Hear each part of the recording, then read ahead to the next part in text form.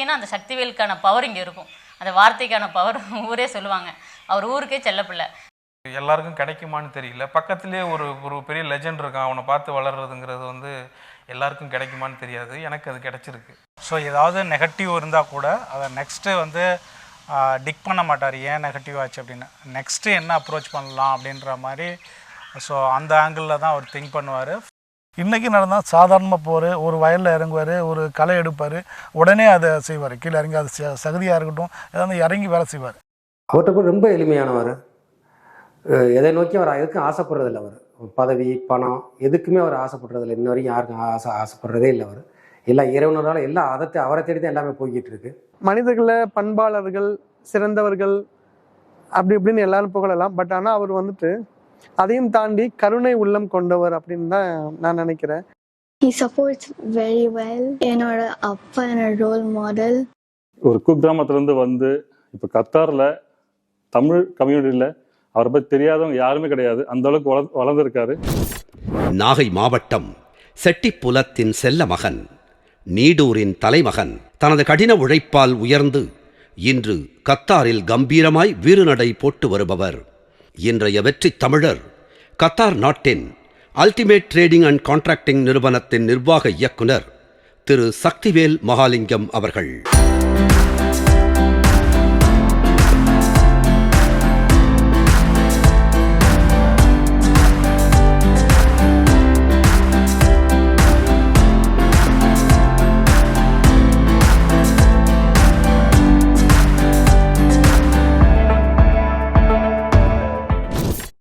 வாழ்க வையகம், வாழ்க வையகம், வாழ்க வளமுடன். அனைவருக்கும் வணக்கம். என் பேர் சக்திவேல் மகாலிங்கம். எனது சொந்த ஊர் பார்த்தீங்கன்னா செட்டிப்புலம். பிறந்து வளர்ந்தது நீடூர்.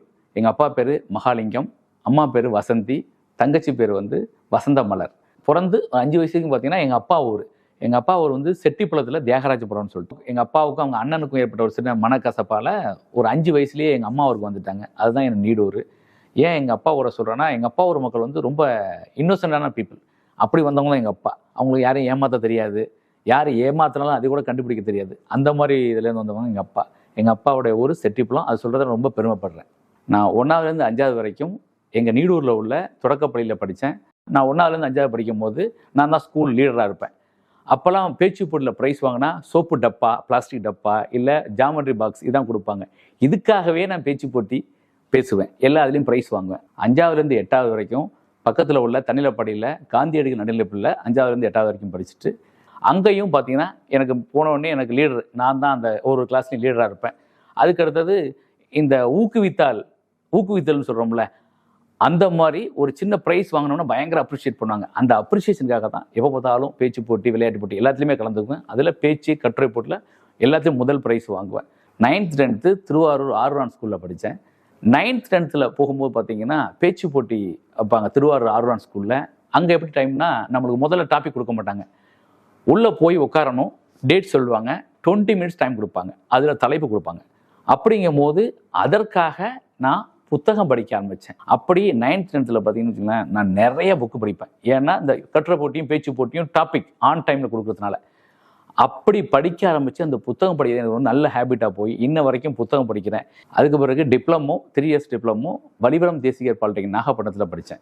பிடிபியில் R&AC அப்படின்னு சொல்லிட்டு ரெஃப்ரிஜரேஷன் அண்ட் ஏர் கண்டிஷனிங்.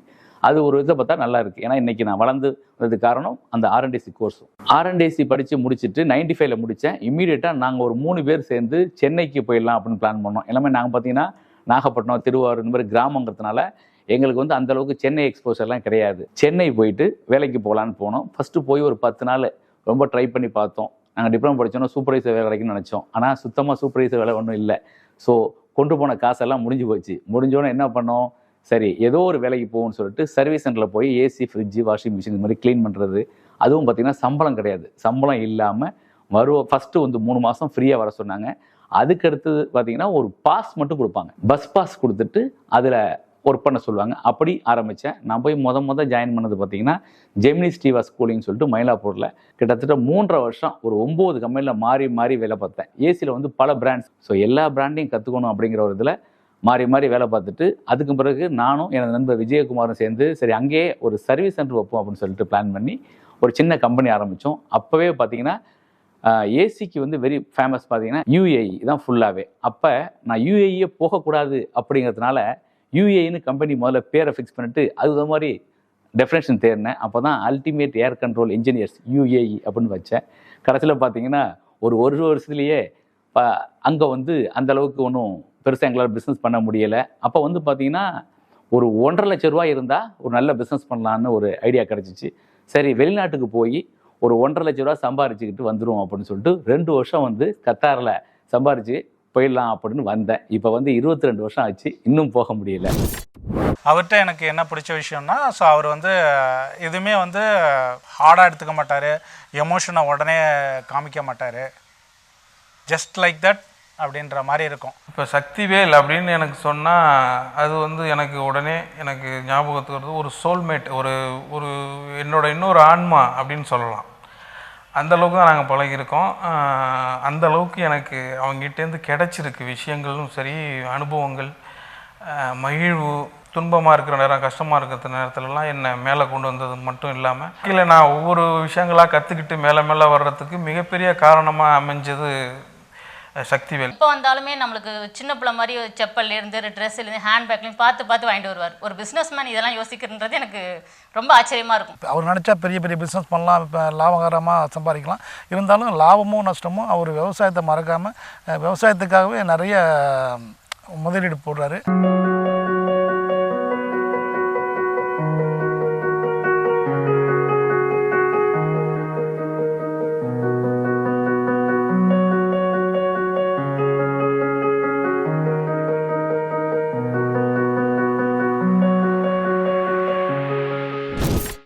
படிக்கும் போதே அவன் வந்து ஸ்கூல் டாப்பர் தான், ஸ்கூலே அவன் பின்னாடி தான் சுற்றிட்டு இருக்கோம்.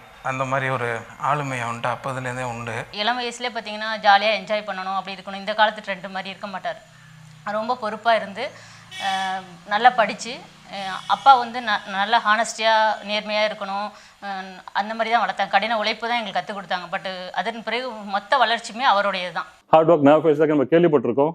ஆனால் நம்ம ஹார்ட் ஒர்க் பண்ணோம்னா எந்த ஒரு சுச்சுவேஷனும் எந்த ஒரு சூழ்நிலை மாற்ற முடியுன்றதுக்கு பெரிய எடுத்துக்காட்டு அவருக்கு. அவரோட ட்ராவல் பண்ணுறது எங்களை பொறுத்த மட்டும் ஒரு ஒரு பாக்கியம்னு கூட சொல்லலாம். நீங்கள் அவர்கிட்ட நிறைய விஷயங்கள் கற்றுக்கிட்டே இருக்கலாம், டே பை டே கற்றுக்கிட்டே இருக்கலாம். அவர் வந்து நிறைய ஃப்ரெண்ட்ஸ் சர்க்கிள் இருக்காங்க. யாரையுமே வந்துட்டு அவங்கள வந்து தாழ்வு மனப்பான்மை இல்லாமல் அவங்க பெரியவங்க சின்னவங்க, இவங்க வந்து பணத்தால் பெருசவங்க, அவங்க ஸ்டேட்டஸில் உள்ளவங்க அப்படிங்கிற அந்த ஒரு இது இல்லாமல் அவரோட அப்ரோச் வந்து எல்லார்ட்டையும் ஒரே மாதிரி இருக்கும். கத்தாரில் முத வந்து பார்த்தீங்கன்னா அஜாஜ் இன்ஜினியரிங் சர்வீசஸ் அப்படிங்கிற கம்பெனிக்கு நான் வந்தேன். 1200 ரியாலுக்கு ஹெச்பிஎஸ்சி ஃபோர்மேனாக வந்து இங்கே என்னுடைய ஃபஸ்ட்டு இதை லைஃப்பை ஸ்டார்ட் பண்ணேன். வந்தோடனே கம்பெனி வந்து ரொம்ப சூப்பராக ஒரு மாதம் சம்பளம் கொடுத்தாங்க. அவர் 8 மாதம் சம்பளமே தரல.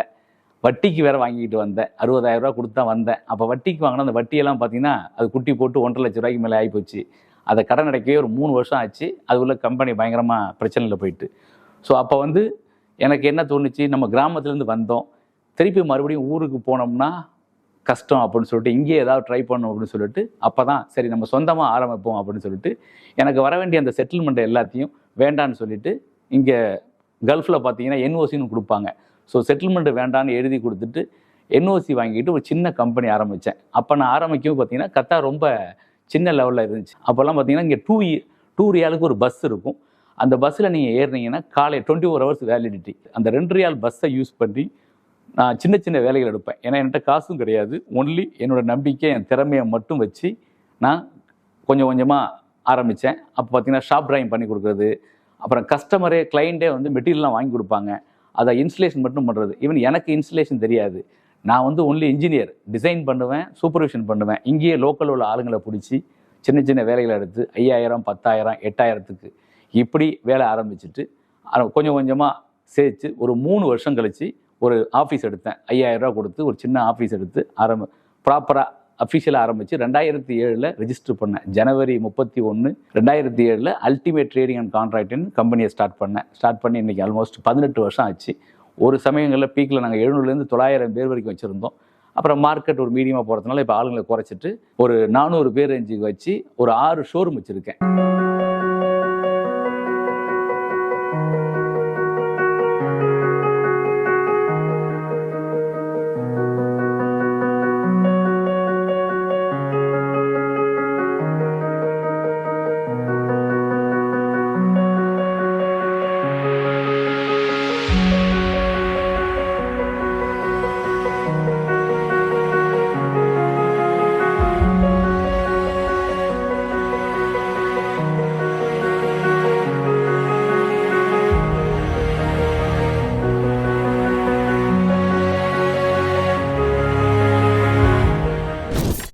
இங்கே நாங்கள் என்னென்ன பண்ணுறோம் அப்படின்னு பார்த்தீங்கன்னா எலக்ட்ரிக்கல், ஏசி, பிளம்பிங், அப்புறம் full construction, AC material trading 6 showroom இருக்குல்ல, அதில் என்ன எல்லா மெட்டீரியலும் சப்ளை பண்ணுவோம்.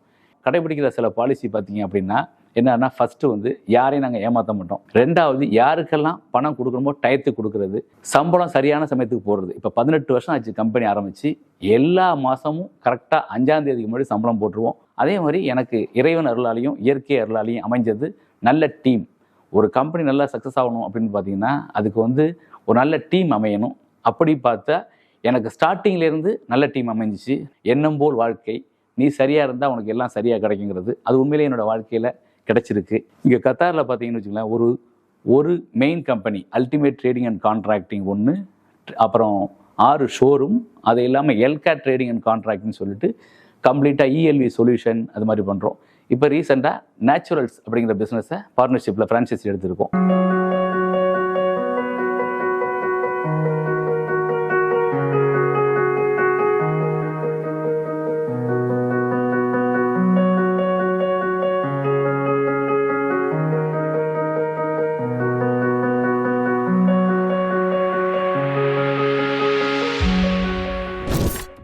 துபாயில் ஆப்பிரிக்கன் மார்க்கெட்டுக்காக துபாயில் ஒரு ஆஃபீஸ் இருக்குது, அல்டிமேட் மிடில் ஈஸ்ட். இப்போ ரீசெண்டாக சவுதியில் ஜஸ்ட் இப்போ தான் ஸ்டார்ட் பண்ணியிருக்கோம். தமிழ்நாட்டில் பார்த்தீங்கன்னா கிர்லோஸ்கர் ஆத்தரைஸ் டீலர் கிருஷ்ணகிரி, ஆம்பூர், வெள்ளூர், இதில் வந்து ஒரு 4 இடங்களில் ஸ்டார்டிங்கில் தமிழ்நாட்டில் இருந்துச்சு. இப்போ ஆந்திராவில் இன்னும் 6 இடங்களில் கடப்பா, குர்னூர், நெல்லூர், சித்தூர், அனந்தபுரம், இதுக்கு எல்லாமே அல்டிமேட் பவர் சோர்ஸ் அப்படின்னு சொல்லிட்டு ஒரு ஆத்தரைஸ் கிர்லோஸ்கர் டீலராக நாங்கள் அங்கேயே ஆல்மோஸ்ட் மோர் தென் 200 பீப்புள் இன்ஜினியர்ஸை வச்சு ஒர்க் பண்ணிகிட்டு இருக்கோம். சோசியல் சர்வீஸ் அப்படின்னு பார்த்தீங்கன்னா கத்தார் தமிழர் சங்கம் அப்படிங்கிறதுக்கு அதில் வைஸ் பிரசிடண்டாக இருக்கிறேன். Plus business forum, the rise global group தெரியும் உங்கள் எல்லாருக்கும், ரைஸ் பிஸ்னஸ் ஃபோரம், அதில் கத்தாரோட சாப்டர் டைரக்டராக இருக்கிறேன். வறுமையை வென்ற பின்னும் விவசாயத்தை வெறுக்கவில்லை. கருணை உள்ளம் கொண்டவருக்கு கதிர்கள் கூட பொய்த்ததில்லை. இது இல்லாமல் பர்சனலாக என்னோட இதில் பார்த்தீங்கன்னா ஒரு 75 ஏக்கரில் நம்மாழ்வாரை ஃபாலோ பண்ணி வசந்தம் ஆர்கானிக் ஃபார்ம் அப்படின்னு ஒரு ஃபார்ம் நடத்திட்டு இருக்கேன் காரைக்காலில், விடுதியூரில். அதில் பார்த்தீங்கன்னா நாட்டு மாடு, ஆடு, கோழி, கின்னிக்கோழி, வான்கோழி, வாத்து, நாய் வகைகள் பார்த்தீங்கன்னா ராஜபாளையம், கன்னி, சிப்பிப்பாறை, கோம்பை, இப்படி எல்லாம் வளர்த்துக்கிட்டு இருக்கேன். தென்னம்பிள்ளை போட்டுட்டு மாப்பிள்ளை சம்பா, இந்த மாதிரி அரிசி வகைகள் பலது, கருங்குருவை, 60ஆம் குருவை, கிச்சலி சம்பா, இப்படி பல வகைகள் எல்லாமே நம்ம பரம்பரை நெல் இயற்கை முறையில் கடந்த ஒரு 9 வருஷமாக பண்ணிகிட்டு இருக்கேன். எனக்கு நம்மாழ்வாரை வந்து ரொம்ப பிடிக்கும். அதை அவரை ஃபாலோ பண்ணி அதுலேயும் ஒரு கம்பெனி மாதிரி நடத்திட்டு இருக்கேன், வசந்தம் ஆர்கானிக் ஃபார்ம்ஸ். ஏதாவது அதை பற்றி டீட்டெயில் உங்களுக்கு வேணும் அப்படின்னா www.vasandamarganics.com அப்படின்னு போய் பார்த்தீங்கன்னா அந்த டீட்டெயில் தெரியும்.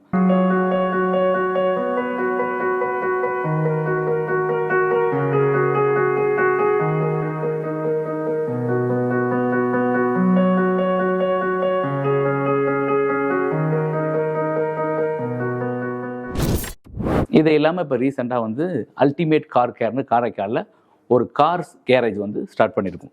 நான் எப்படி தொழில் ஆரம்பித்தேன் அப்படின்னா அதுக்கு மூல காரணம், நான் 9th படிச்சுக்கிட்டு இருக்கும்போது திருவாரூரில் படிச்சுக்கிட்டு இருந்தேன். ஒரு 11th படிக்கிற ஒரு அண்ணன்ட்ட கேட்டேன், நான் இது மாதிரி நான் என் குடும்பத்துக்கு என் சுற்றி இருக்கவங்களாம் ஹெல்ப் பண்ணணும், என்ன பண்ணலான்னு சொன்னோன்னே அவர் ரொம்ப ஒரு அழகாக ஒரு வார்த்தை சொன்னார்.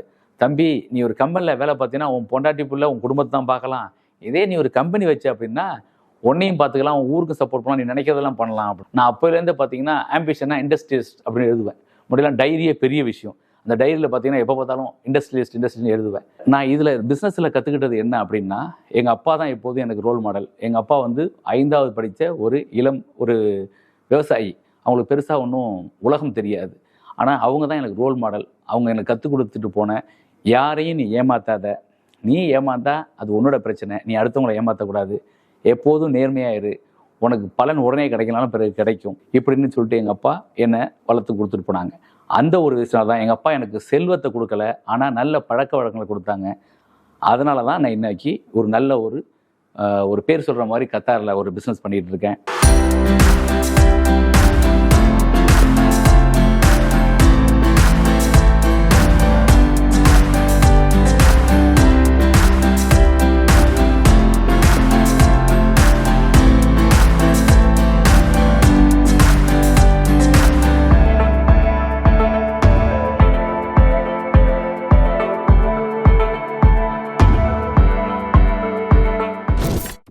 ஒரு முக்கியமான ஃபேக்டர் அவனுடைய லைஃப்பில். அவர் ஒன்றும் படிக்கலை, பெருசாக பண்ணலைன்னா கூட ரொம்ப சரியான நேர்மையான ஒரு மனிதராக அவர் இருந்துட்டு போனார். அவங்க அப்பாவோட குணம் அதே அளவுக்கு இல்லாமல் அதை விட 4 மடங்கு 5 மடங்கு பெருகி அவங்க அப்பாவோட ஆன்மாவை சந்தோஷப்படுத்தியிருக்கான் அப்படின்னு நான் சொல்லுவேன். தான் மட்டும் முன்னேறி வேணால் நம்ம சமூகத்தில் உள்ளவங்க எல்லாரும் முன்னேறணும்னு சொல்லிட்டு அவர் நிறைய உதவி பண்ணிட்டு இருக்காரு சார். ஃபங்க்ஷன் ஃபேமிலியில் நடந்துச்சுன்னா நாங்களாம் யோசிச்சுட்டு எல்லாம் பேசிடுவோம். நைட்டு நாள் நைட்லேருந்து ஃபங்க்ஷன் முடிகிற வரைக்கும் எல்லாம் பண்ணி ஈவன் சாப்பிட்ற இலக்கோட அவர் தான் எடுத்து போடுவார். அந்த அளவுக்கு நம்ம பெருசாக வளர்ச்சி அடைஞ்சிட்டோம்லாம் நினைக்க மாட்டார், அவரே செய்வார். அந்த சிம்பிளிசிட்டி, ஒரு இவ்வளோ பிஸ்னஸ் பண்ணிட்டு இருக்காரு, இவ்வளோ விஷயங்கள் பண்ணிட்டு இருக்காரு, எங்கேயுமே நம்ம இவ்வளோ பிஸ்னஸ் பண்ணுறது எந்த இடத்துமே காமிச்சிக்க மாட்டார். அவராக சொன்னது கிடையாது. சோஷியல் சர்வீஸில் வந்து பார்த்தீங்கன்னா நிறைய ஆள் இல்லாதவங்களுக்கு நிறைய விஷயங்கள் பண்ணி கொடுத்துருக்காரு. இதற்கு வெளியில் சொன்னதும் கிடையாது, நம்மளா தெரிஞ்சுக்கிட்டு தான் உண்டு. உதவின்னு சொன்னால் முதல்ல என்ன செய்யக்கூடியவர் அவர் தான். எவ்வளோ இந்த பெரிய பதவியில் இருந்தாலும் சாதாரண அன்னைக்கு இன்னைக்கு ஒரே மாதிரி இருக்கக்கூடியவர் அவர் ரொம்ப எளிமையானவர்.